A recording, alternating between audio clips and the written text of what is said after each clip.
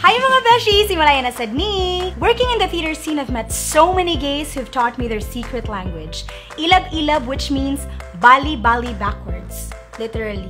Ilab-ilab means bali-bali backwards. It's perfect for making libak to people when they're right in front of you.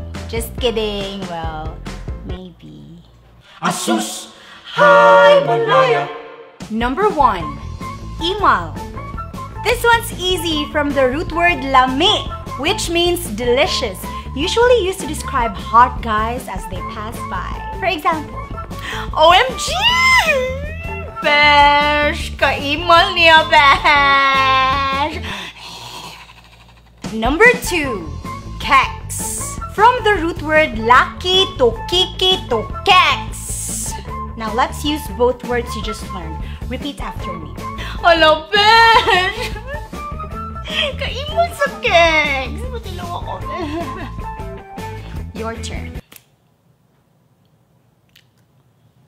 Very good. Number 3. Shudi. Translation for ayaw or dili. No. Well, no one knows why this is, but if you do, leave it in the comments below. Number 4. Abas. From the root word SABA, usually used to tell people to shut up.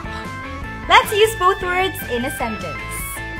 Hey girl, yung mag-iyang notch. Should abas. Ask your gay friends what the first sentence meant. Number 5. Teeny bells. From the root word init to teeny bells, usually used to describe temperature, climate, or weather, or sometimes how you feel about a certain situation. Paras karon init kaya ang karon, atong gamiton ang tanan natong nakatunan in a sentence. Repeat after me, okay? Oh my God! Beshi! Kaimol so kegs! Uy!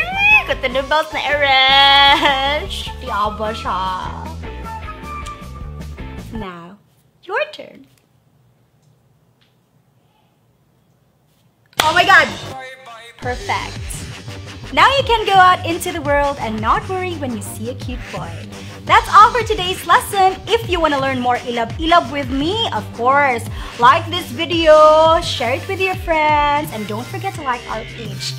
And, nanasatani, kung nag-gobi mo ni Oka, kung nag-gobi mo ni Oka, kung lang sad mo, sinasad Oka. Follow me on Facebook, Twitter, and Instagram at Hi Malaya. Ashnik ni ayus mo ragay malsad da ilab-ilab kuno ta mga toys keks iba